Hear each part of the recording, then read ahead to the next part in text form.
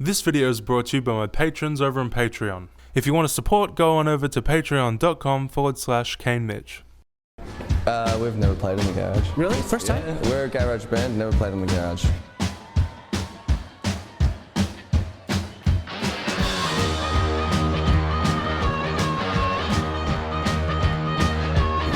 There's a story that goes that I'm not sure exactly what happened, but apparently this crew went out to the desert and they came across a King Gizzard, and he said, "You are the lizard wizards." Yeah, it depends like what point you listen to, whether you're in there or you're not. You just kind of think of something and then it becomes a song before you know it.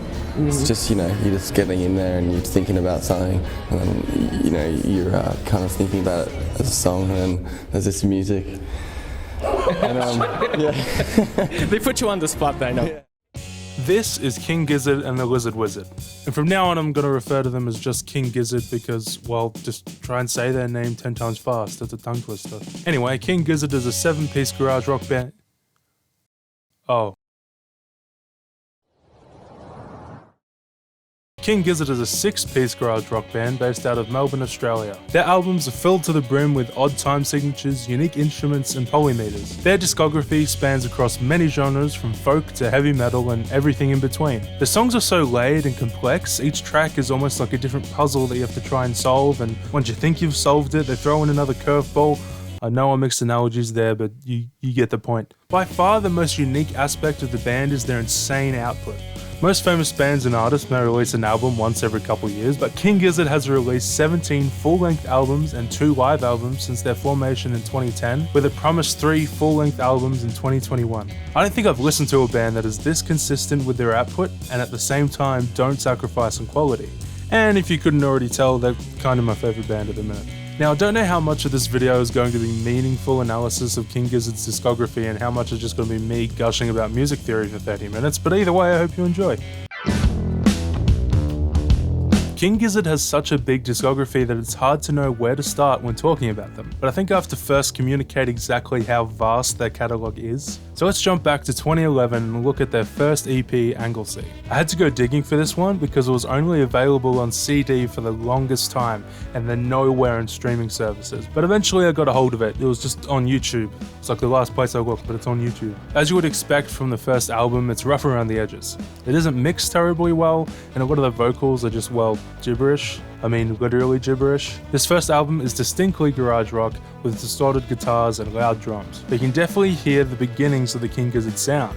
This crazy delay that you hear in the vocals and guitars and their experimental use of instruments set them apart from other bands' first releases. So I've been actually working on this video for so long that King Gizz decided during the making of this video that they're going to re-release all of their old music, and they've called it Teenage Gizzard, and they've released that on Spotify now, and that includes Anglesey in it and a couple other things I didn't know existed. So later that year, King Gizz released their second EP, Willoughby's Beach. This album refines the same sound from the previous album and pushes it to its limits. The crazy delay sound is still here, and some more classic King Gizzard sounds, like the introduction of Stu's signature yell and the use of distorted harmonicas that become mainstays in later releases.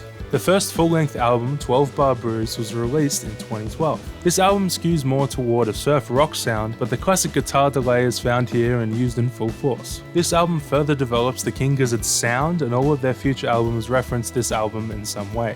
The band made a 180 in 2013 when they released Eyes in the Sky, a cult western audiobook. Their words, not mine.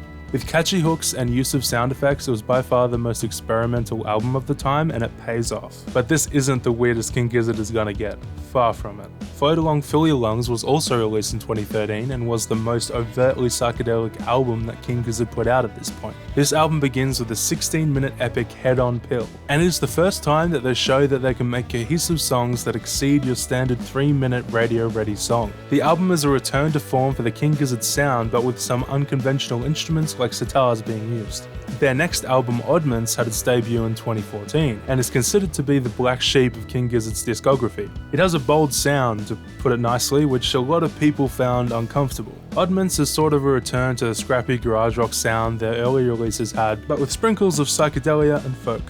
We end 2014 with In Your Mind Fuzz, which is where the King Gizzard sound has solidified. The album is laden with distorted harmonicas, insane delayed guitars, and Stu yelling. This album is also considered to be the first album in the Gizzverse, which don't worry, I'll explain that later. Quarters is an album with 4 songs that are exactly 10 minutes and 10 seconds each, hence the name Quarters. This is their first album of 2015, and once again their sound took a 180. The album is influenced by jazz fusion and is the first instance of King Gizzard using different time signatures consistently. If you can believe it, King Gizzard's second album in 2015, Paper Mache Dream Balloon, also takes their sound to a whole new place. They set out to only use acoustic instruments, so this album is one of their most unique albums in their discography with folky inspirations throughout. Now if you've heard anything about King Gizzard, you've probably heard about Nonagon Infinity. This 40-minute epic has 9 tracks that seamlessly flow together, and the last song transitions right back to the first, essentially making an infinite album, thus Nonagon Infinity. As you can probably tell, King Gizz is an insanely ambitious band, and this is by far their most ambitious project. This album feels like all the other King Gizzard albums were leading up to it. It's widely considered to be their best album, and it's far and away my favourite album.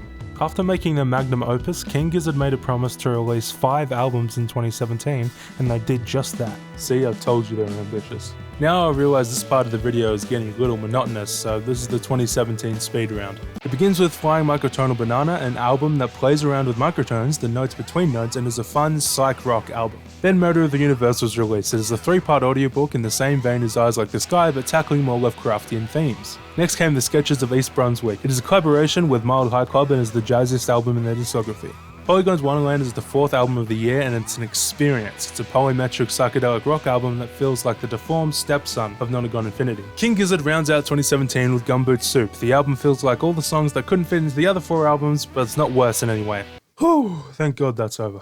2018 marks the first year since their inception that King Gizzard didn't release any music, but this is a well-deserved break considering that they released 4 hours of new music in 2017 and toured around the world twice over the 2 years. 2019 begins with Fishing for Fishies, a folk album that slowly descends into an electronic boogie. It's really their first album that plays around with more electronic sounds like synths and vocoders, but also harkens back to 1960s folk. The album has a totally different feel from the previous albums, but that's what we should expect from them at this point. The second and final album from King Gizzard in 2019 is Infest the Rat's Nest. In this release we get a full thrash metal sound which was teased in songs like The Great Chain of Being and Greenhouse Heat Death from Gumboot Soup. The album is a fun listen that brings odd time signatures to heavy metal, and it fits so well. Now as I'm writing this video, King Gizzard released their newest album titled KG. It is another foray into microtonal music, but it doesn't bear much resemblance to the previous microtonal album. This album was written and recorded all during the lockdown in Australia, so every instrument part was done separately, a major difference from King Gizzard's normal workflow. That being said, it's a solid album with a variety of styles that somehow flows together nicely. Now that you're basically an expert in all things King Gizzard, let's talk about why I like him so much. If you have any interest in music, you've definitely heard the concept of a concept album. That's dumb. The idea being that a concept album is an album that contains more meaning than the individual tracks in said album, thus making a single central narrative or theme. The Wall and Sgt. Pepper's Lonely Hearts Club Band being prime examples. I bring this up because most artists make a concept album, check it off their bucket list, and go back to the other music they were making before. But King Gizzard is an exception to this rule. Every album, excluding maybe some of their first ones, are concept albums. It is obvious to see that every record has a core idea or theme that the whole album is based around. This makes everything the band puts out fun and interesting, and you never really know what they're going to come out with next. One of King Gizzard's albums with a strong thematic concept is their 2017 album Murder of the Universe. The album is their second audiobook they've released, and this one has a much larger scope than the first. The album is broken up into 3 acts, each with different stories that all allude to a wider universe, and a spoken word element is used to carry the narrative. The first act, titled The Tale of the Altered Beast, follows a human who finds a creature called the Altered Beast. The human slowly is tempted by the beast to become altered themselves because they're infatuated with the power the Altered Beast possesses. The human eventually becomes altered but loses their sense of self and eventually dies of insanity. The second act is titled The Lord of Lightning vs. Balrog. This act chronicles an epic battle between 2 godlike entities, the Lord of Lightning and the Balrog. Both terrorize a city during their battle, and when the Lord of Lightning wins, he decides to leave the town in rubble. The third and final act is called Han Taiyumi and the Murder of the Universe. This act chronicles a cyborg called Han Taiyumi that has gained consciousness and strives to be a full human again. Out of this desperation, they try to make a creature that can do all the human things they cannot. After the creature rejects Han Taiyumi as its creator, Han Taiyumi decides to merge with it. This action makes Han Taiyumi a godlike figure, but inadvertently murders the universe. In a few words, this album is crazy. Like, once you actually listen to what the album is about, it's clear that the band wasn't sober when they come up with the concept at all. But it does have strong themes which are conveyed in a very Lovecraftian way. I believe King Gizzard has sort of used this cosmic horror backdrop to create a critique of humanity. Even the cyborg's name, Han Taiyumi, is an anagram of humanity, so I think I'm on the right track here. They touch on how humans interact with technology and how this interaction destroys nature. The first act illustrates this with the human destroying the beast because of their greediness. The third act also deals with this idea of a half-human cyborg trying to create technology to the detriment of the world around him. This album is sort of a high-concept cautionary tale about how humans should be wary of technology and respect the environment. A King Gizard album with a strong and unique musical concept is Flying Microtonal Banana. King Gizard tends to create albums under this idea a lot. They take a musical genre or an instrument and create an album around it. As you can probably figure out from the title of the album, Flying Microtonal Banana's concept is based around microtones. According to an interview with Guitar World, the album initially was meant to be played in a baglama. This allowed the band to play notes in between notes, so the end product sounds more akin to Middle Eastern or Turkish music. King Gizard quickly found the baglama too restricting, so they added frets to guitars to achieve the same quarter-tone sound while also maintaining their psych rock roots. This quarter-tone tuning made King Gizzard's album stand out among all others, allowing them to get the highest position they have ever gotten on both the ARIA chart and the Billboard Top 200, at 2nd and 170th respectively. To this day, Flying Microtonal Banana is considered to be one of King Gizzard's strongest albums with enchanting melodies and chill vibes. Nonagon Infinity is a rare album from King Gizard that has a concept which simultaneously encompasses strong themes and musical choices, and it's personally my favourite album from King Gizard. As you heard from the beginning, the concept is one of infinity.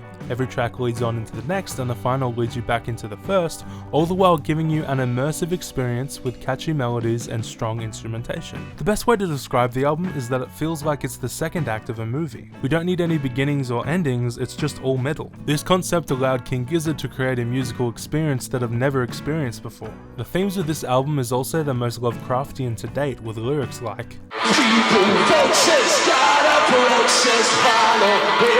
sung in a rhythmic chant, it alludes to this eternal being watching and attacking the narrator. The song Gamma Knife takes this further with lyrics like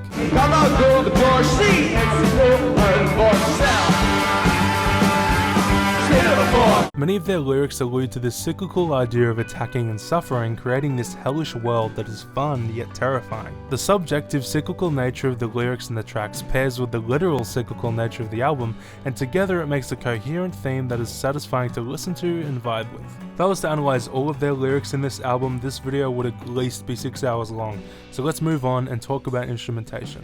With an album that's supposed to flow all together, you would expect all the songs to sound exactly the same to make the transitions between songs smooth, but King Gizard gets around this roadblock with a few instrumental techniques. Although the core instruments of guitar, drums, bass, and vocals largely have the same sound all throughout the album, many different instruments are sprinkled in to create variety. For example, in the song Robot Stop, a synth pad fills out the soundscape.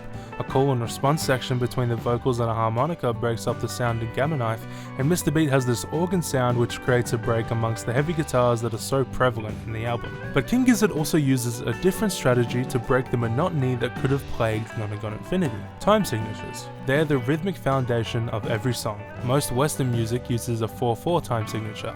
Without getting into too much music theory, a 4/4 time signature is when you can count to 4 over and over again in a song. A simple example of this is in the song 40 Footy from 12 Bar Brews. The song even begins with a 4/4 count in.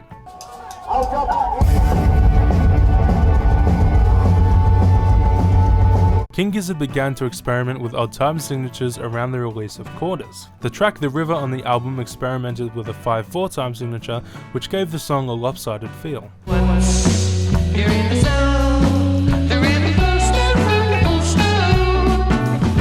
These ideas solidified in their next album Paper Mache Dream Balloon, with tracks like Trapdoor, which experimented with 14/8, subdivided into 2 groups of 4 and 1 group of 6. Trapdoor, trapdoor, trapdoor, trapdoor, trapdoor.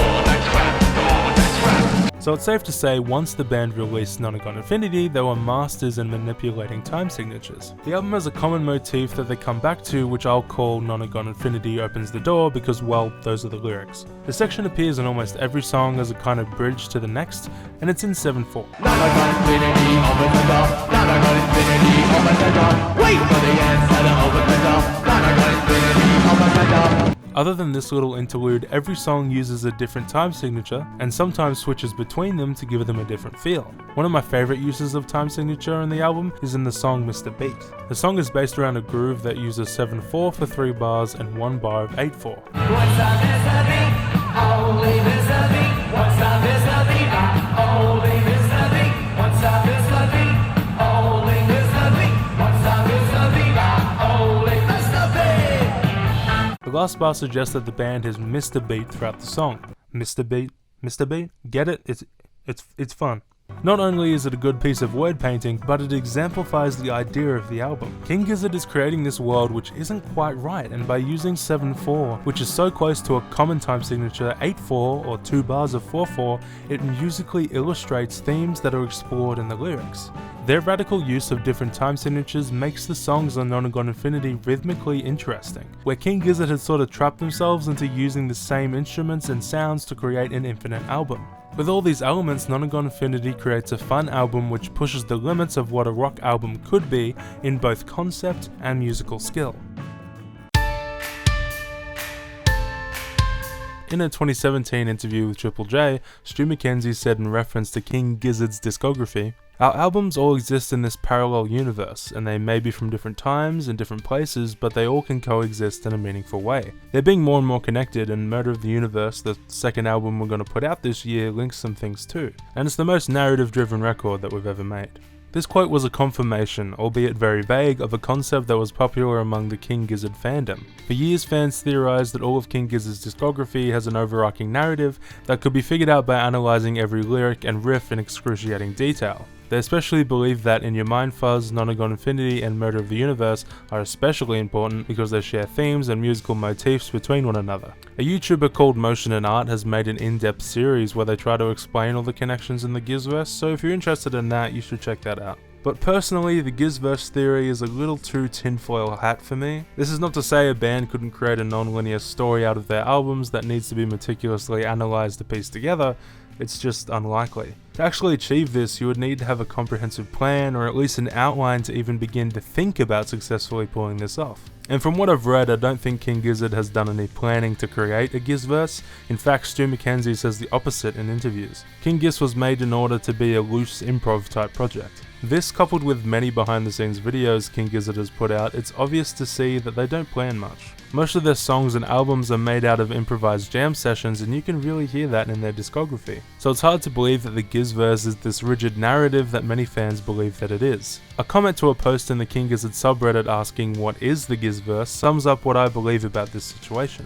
Some of their albums have intertwining themes and motifs that connect them in some sort of way, but people have gotten carried away and have tried connecting the smallest things to one another to try and form some connection that really isn't there. Though it's fun to try and find stuff like that, it can easily become a clusterfuck. That being said, I'm not denying that all of their albums deal with similar themes because they do. Stu did say that all of their albums coexist in a meaningful way. So that brings us to... I think the Triple J interview doesn't confirm that the Gizzverse exists, but rather they're confirming something that I like to call a concept discography. Just like how a concept album has a theme throughout all of its songs, a concept discography has a shared theme throughout all of their albums. I believe King Gizzard is creating music under the same sort of themes rather than a concrete narrative like the Gizzverse theory suggests. Before we get into shared themes though, King Gizzard's discography is also connected musically. An example of this is this riff that first appears in Nonagon Infinity in the track People Vultures.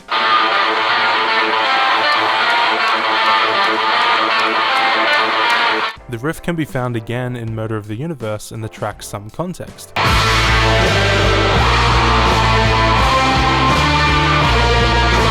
This track is played just before the second act of the album, The Lord of Lightning vs Balrog, and the song wouldn't really make much sense if you haven't heard that riff before.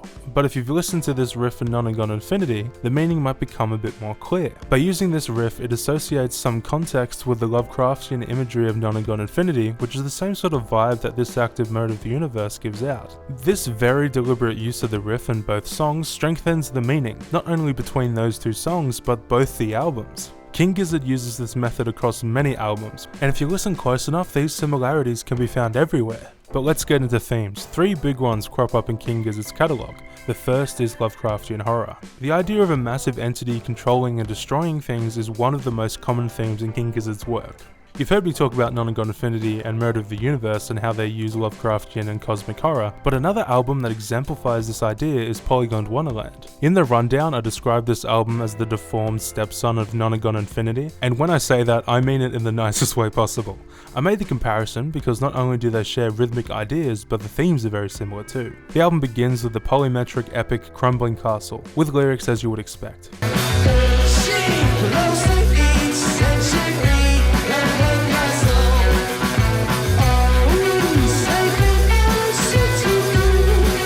This outlines a godlike figure that simultaneously destroys the world but wants to help the human population in order for them to realize their flaws. This idea is further expanded later in the album in Horology.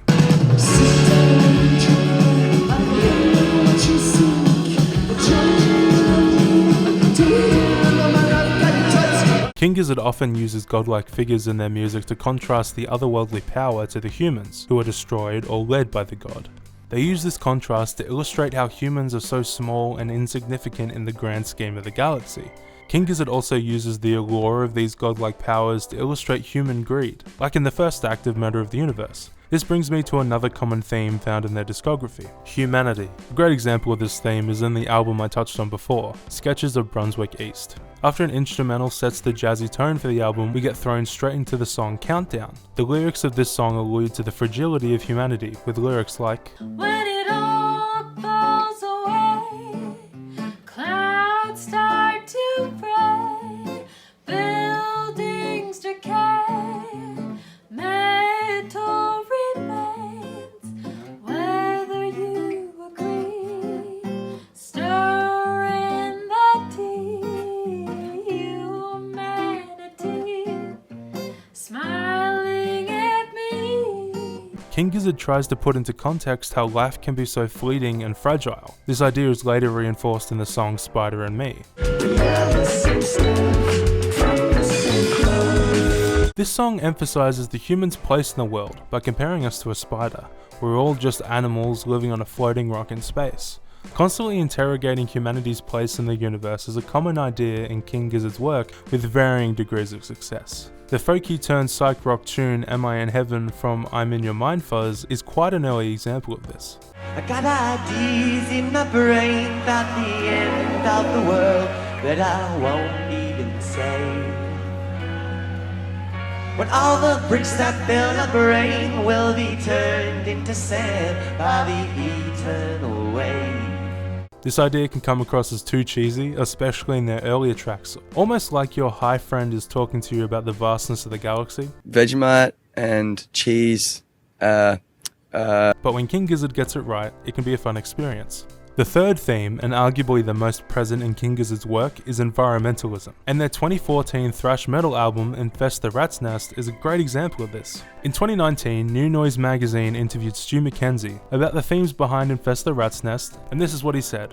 "If we're talking lyrically, I think Infest the Rat's Nest is just a broad critique of human nature, or where we're at the moment generally. We split it in half. The first half of the record, or the A-side, is kind of happening now to a degree. The B-side is more of a story. It's kind of like a handful of rogue earthlings, I guess you would call them, who are trying to escape from this planet that's dying." With this information, let's jump into Infest the Rat's Nest. The album begins with the heavy Planet B. This song serves as a cautionary tale.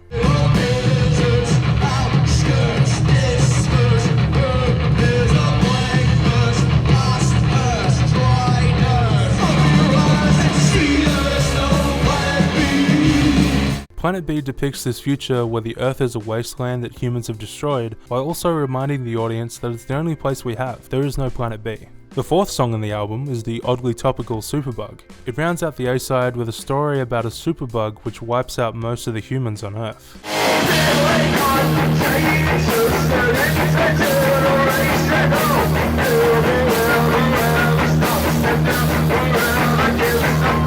Superbugs are actually a concern in real life. They are mutated strains of a virus and bacteria that are resistant to antibiotics and any medicine. According to a report from the CDC in 2019, superbugs were responsible for 2.8 million infections and over 35,000 deaths in the US, almost double the amount recorded in 2017. Now, I'm not saying King Gizzard found this obscure report and wrote a song about it, but they're a very socially and environmentally conscious band. Environmental issues obviously affect their work. In early 2020, they released exclusive live albums, and all the proceeds went to the victims of the Australian bushfires. They have also released many vinyls made out of eco-friendly materials. Stu Mackenzie even said in an interview with Rolling Stone magazine, "The irony of making music that'll be pressed on giant plastic discs is not lost on me. It is a privilege and a responsibility to own this record or any other. Be thoughtful and be kind to Mother Nature. We need her." This environmental streak can be found throughout their albums, and it's a common theme between them. Even in their newest album KG, the track Straws in the Wind conjures up imagery of a dry wasteland dystopian future. A similar vibe can be found as way back as 2014 in Oddments on the track Hot Wax. Stu Mackenzie basically confirms this environmental streak in their work in an interview earlier this year with songwriters on Process. I think I'm finding the real world incredibly inspiring in its fucked upness. And I think I'm spending a lot more time reading news or reading news and current affairs or science and stuff at the moment. I think in terms of anything that relates to Gizz, I think has a lot more relevance in the past 3 or 4 or 3 maybe 4 years of.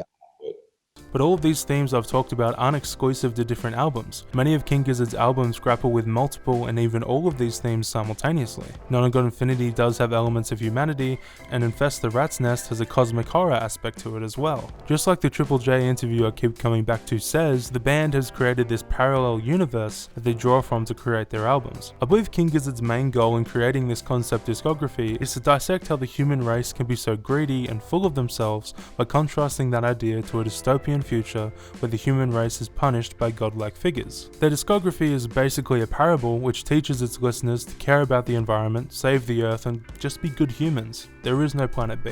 But that's just my theory though. A more plausible theory is just drugs. All of them doing drugs all the time.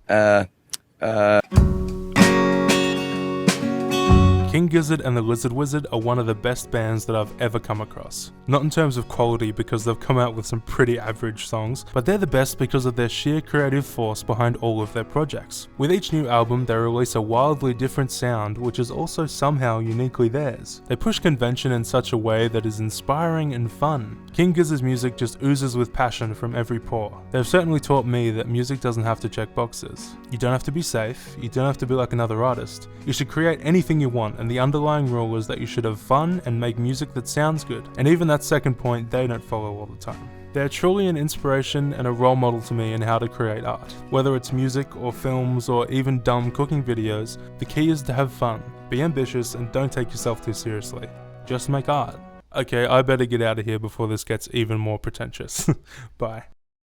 Hey guys, thanks for watching the video, and great job if you've made it this far. Just like to thank all of my patrons over on Patreon for supporting me and making this channel possible. And a special shout out to Yuval Moron, and if you want to join them, head on over to my Patreon, and if you can drop a couple bucks and you get to see behind the scenes content you won't find anywhere else. Anyway, thank you for watching, and we'll see you in the next one. Bye.